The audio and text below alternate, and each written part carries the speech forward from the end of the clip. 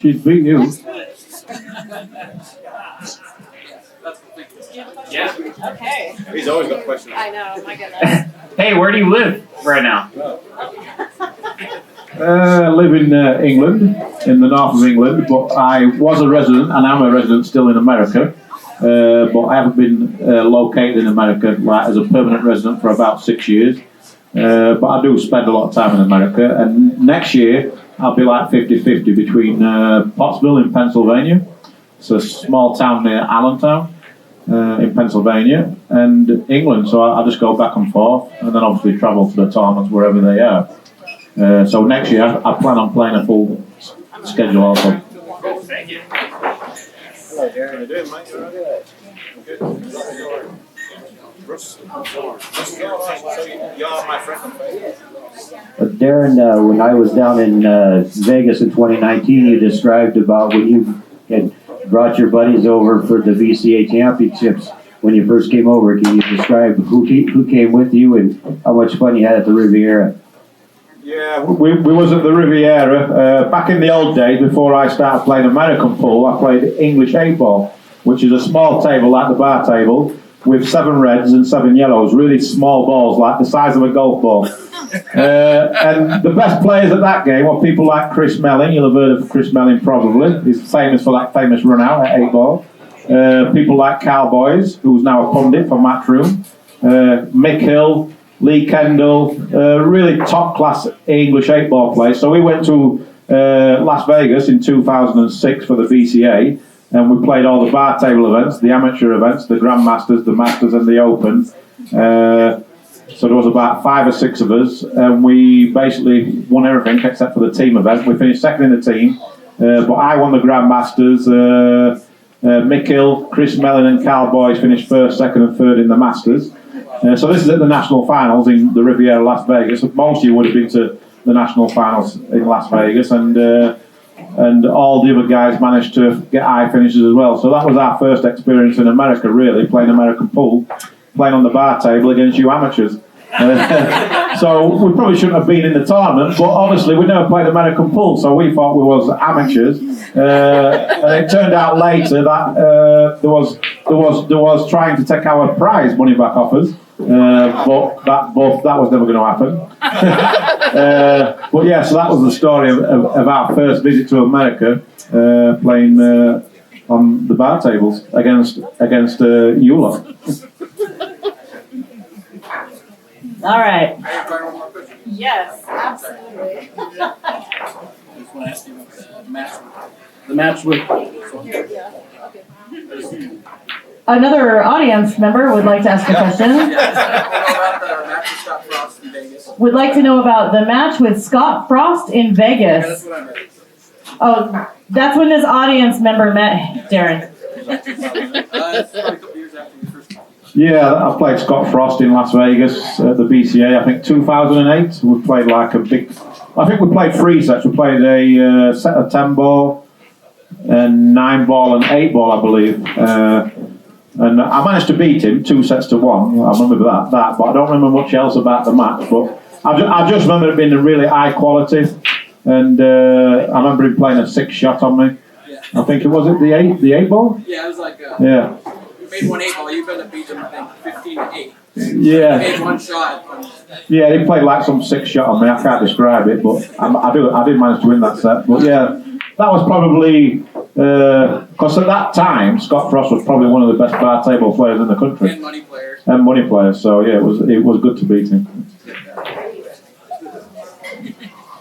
Okay, random audience member would like to know, who's got your number? Out of all the pros that you play, who is the hardest one for you to beat? Maybe not the best player in the world, but the hardest one for you personally to beat. Probably have to be Ralph Suke, just because he always played good against me, always tough to beat. Even when he's playing bad, he's tough to beat. His B game, his C game. You've got to scrape him off the carpet. So he's probably like the toughest guy to beat for me. Like I said, probably not the best player I played, even though he's obviously one of the greats. Obviously, I played Efren and Buster Mancy, all these guys, Shane Bonin. But yeah, probably Ralph. I think Ralph would probably be my, I won't say bogey player, but I had a tough time beating him. Everybody said something. He's been here too. A couple people would like to know how many countries you've actually gone and visited and played pool in. Yeah, the guy with the orange cap asked me that earlier, and I think it's about different countries. I think I counted about 58 different countries. But I do know I've won. I've won in 28 different countries, which might be a record, I'm not sure. So what I used to do is that when I won a tournament in a certain country, I'd get the flag and stick it on my wall. So I used to do that, and I think I had 28, something like that. But I do try and collect flags for every country I've played in, because obviously when you get older, your memory's not as good. Okay. Okay, this is more of a technical question. Somebody is using Mori tips, and they're scratching about 1 out of 50 times or so. Or miscuing, excuse me, not scratching. That has nothing to do with what I just said. They're miscuing quite a bit. Well, it's time to change to a tiger tip. Which fucked you? You want a sniper tip or an onyx? But yeah, I mean, Mori tip was the original, probably the best tip in the world, like 15 years ago. So I'm not too sure why you're miscuing. Maybe did you sand the tip yourself? Well, if you're sanding the tip and you're sanding it upwards, that means you're knocking the fibres out the tip. So you'll have to show me, and if you've got the cue with you, then because if you miss, because 99% of the miscues is your own fault. So you probably need some work on your stroke. Got it. Okay. Thanks. Can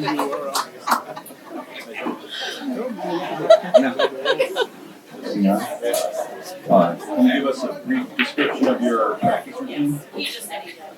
A brief description of my practice routine is basically something what I've been showing you guys all week, and it's something what I do swear by.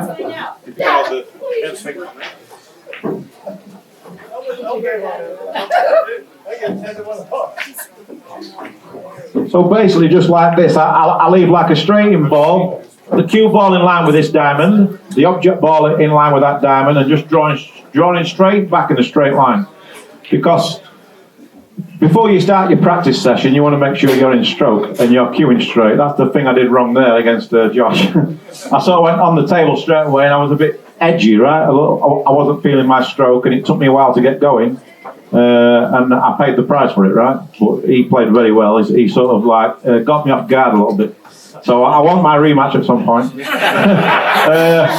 But yeah, just playing like 10 or 15 straight in these shots and just drawing back to this rail, because then it gives you all the information you need about your stroke. It gives you all the feedback you need. And then when I played about 10 of those, I just bring the cue ball back to this diamond here. And also I'm making sure my hand's in the middle of this diamond. So my hand is the right distance from the cue ball. And I'm bringing the cue back and driving through the cue ball the right tempo and timing. So when I'm cueing this really well, then I can start my practice routine, whether I do some drills, I play against the ghost, maybe play some straight pull, or if I'm practicing for a big 9-ball tournament, then I practice my break. But it's very important to not just throw the balls onto the table, start missing a few balls, and then you get pissed off. You end up putting your cue away and going home, and you're shaking your head in the car thinking, well, you've just wasted like 2 or 3 hours. So it's important to just try and get in stroke before you start your practice session. So you like a bridge length about? Yeah, so your hand wants to be about 6 to 8 inches away from the cue ball, or a hand width away from the cue ball. So that should be really your standard setup for probably 80% of your shots, and then it's just all about putting a good stroke on the ball, staying down on the shot, and then when you get in stroke, you're ready for your practice session. And then there's loads of drills out there. You can steal a lot of my drills on YouTube. So there's a lot of drills out there. Play against the ghost and make your practice more meaningful, especially when you're practicing alone. So do you track numbers or anything at all? Well, if I'm practicing for a big tournament, I'll try and mix my practice up. But I'll always start with this drill just to get in stroke, and then some days I'll do different drills, and then some days I play against the ghost. Some days I practice 2 or 3 hours just on my break and all that stuff. So just try and mix up your practice to make it more interesting. Well, if you're doing the same thing every day, then it becomes boring. And then leading up to a tournament, I'll try and get 2 or 3 players over just to practice with them, just to get sharp, you know. Yeah, get to a sparring, and so people like Josh can get you in shape. I'm gonna have a question really quick. Somebody wanted to know what was the most precarious gambling situation that you might have been in. That was probably in Miami. There's a pool room called Hollywood Billiards. I played a guy there, gave him the 7-10. And I knew it had a reputation, this place, that sometimes you're not guaranteed to walk out the pool room. But I went there with a few locals, and I ended up beating this guy at 10,000, and we had to go out. We had to go out the exit door because there was people waiting for us. So there was a car waiting for me outside. So after that, my going to strange places with strangers, my days of doing that was over. Here's another one from someone in the crowd. Had watched one of your videos playing against Earl on the table with no side pockets. Tell us how that one came about. Well, a lot of you know Earl Strickland. I believe he's been here, right? Obviously, he's a character. Probably one of the greatest players ever, the genius. But he came up with the idea, the concept that if you take the side pockets away, nobody can beat him without if you take the side pockets away. So Earl had a table made without the side pockets, with a diamond table without the side pockets, and he was challenging anybody, but nobody really stepped up. So I'm thinking about it. I think, well, surely he's going to take the break out of the game because you're not going to make the balls in the side pockets. So there's going to be a lot of safety play. I think, well, that can't suit Earl because he plays with a lot of firepower and he likes to run a lot of racks and get into a nice rhythm and flow, where I'm like happy just to be patient, play a lot of safeties, and frustrate my opponent. So I thought I sort of liked that idea, so I played him, and then let's say after I beat him, we never saw the four pocket table again. Because he was asking for the table for a long time. So when Diamond actually made the table for him, we had the side pockets. It was quite weird when you first see it, but it's actually a good game. I mean, but it's very hard to break and run. Okay, and we're almost out of time for the Q&A. Devin, did you have a question? He ran out of questions the other day. You just speak into it. If you had to isolate one moment, like shot-wise, that was your biggest regret that you missed, what would that be?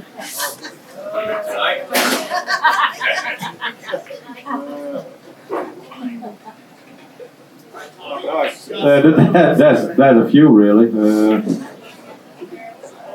Probably I played in the sudden death rack in the Challenger Champions against Mika Immonen, where you play 2 sets race to 5. If it goes 1-1 in sets, it's like on the ESPN, it's $25,000 winner take all. It was in the final, and I had something like this. It was like the 7 ball, I think it was, and I basically missed what wasn't quite that easy actually. It was something like that, and that's the 7 ball I missed, and I had to spin the ball, and I overcut the ball. So that's like probably my easiest ball I've missed under pressure when there's that much at stake. So that's the one shot I probably think about the most. But thanks for bringing it up. I appreciate it. Great question.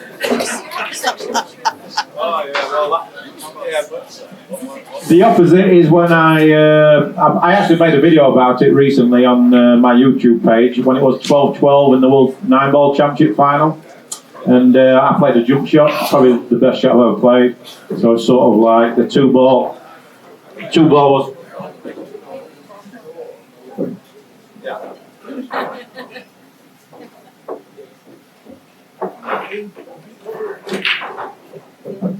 I basically had that shot on the 2 ball, and all the balls are laying pretty decent, so it was 12-12 at Hill for the World 9-ball Championship. Did you mean And to say? I was leading 12-6. I was winning 12-6 in a race to 13. So you can imagine the emotions from 12-6 to 12-12. And I'm thinking, if I lose this rack, there's a bridge outside. And there's a possibility of me jumping off it. So you can imagine my arm and my legs. I told Carla Jean about it. My whole body was just gone to jelly. So I made the 2-ball, but I had to go forward with a cue ball. If I come back here with a cue ball, I'm going to have a very, very, very tough shot on the 3-ball. So I had to hit top of the cue ball to make the ball and then come off the rail like this. And I got perfect shape on the 3 and managed to run out. But that's the most pressure I've ever felt and the most important rack in my life. Because, yeah, if I lost that match, I might be 6 feet under. So just 2-part question. When you did that shot, right? Okay, so never mind. Do you like is it normal billiards or ball in hand? What do you mean, normal billiards? Billiards? Like normal play behind the kitchen. Oh, well, most of our 8-ball, you're about 8-ball? Yeah. 8-ball, there's some rules where you play behind the kitchen and there's some rules where you can put it anywhere on the table.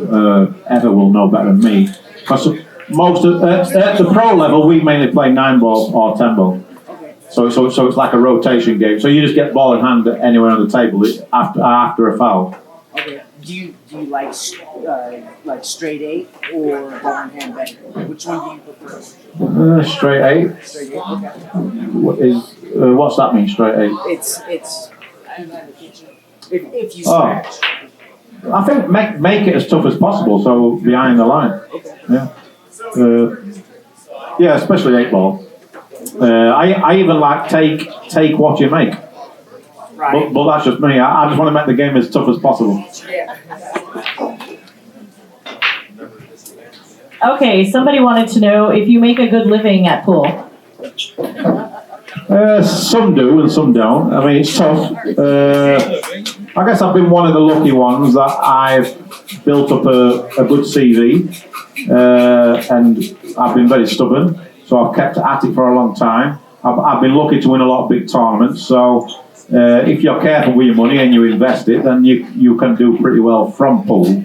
But if you just want to rely on pool for like 40, 50 years playing tournaments, then you're probably in the wrong spot. But going forward for the younger generation, I think it's a good time to start playing pool. So if I would have had kids, let's say 5-10 years ago, I'd tell them to pick a golf club up or a tennis racket. But if you're coming into the game now, I tell all the young kids, I say keep at it, because I think in 5 or 10 years' time, I think pool's going to be a big sport because it's growing all the time. There's more TV and there's more juniors coming into the game. So if you're a young kid, then I'd encourage the juniors to take up pool, because I think there's a future there for them.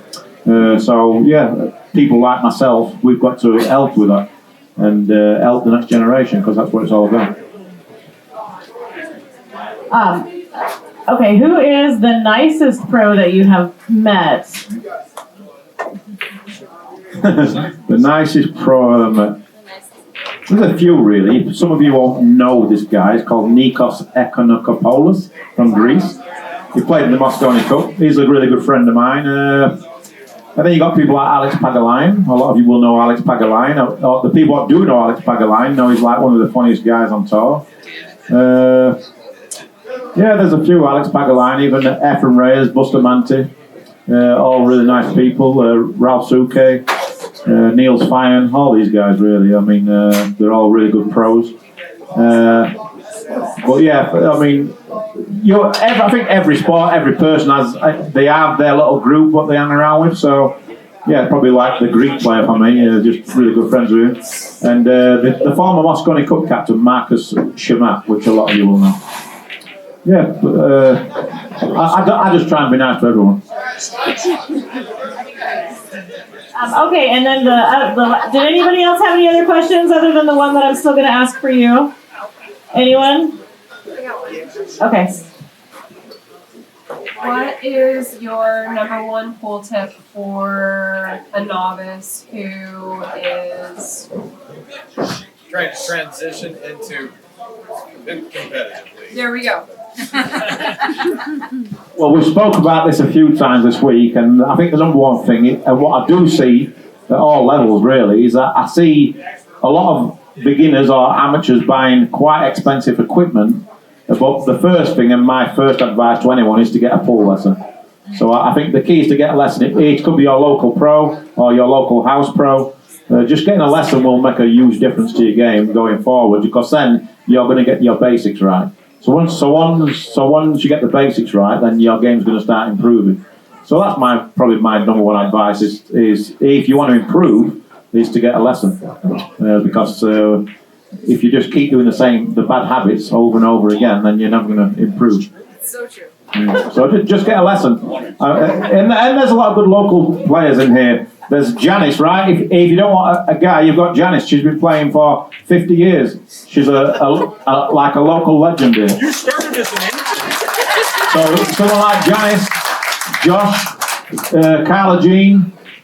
There's plenty of good local coaches here. So you've mentioned Efren Reyes a couple times.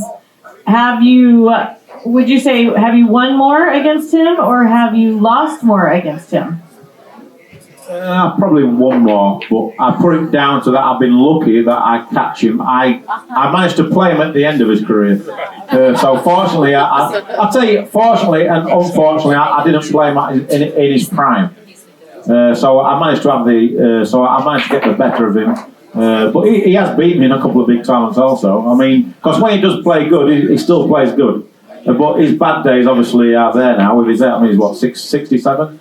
I mean, he still plays good. But I mean, I was playing him, let's say, just from like 55 years old onwards. He was just a little bit past his best.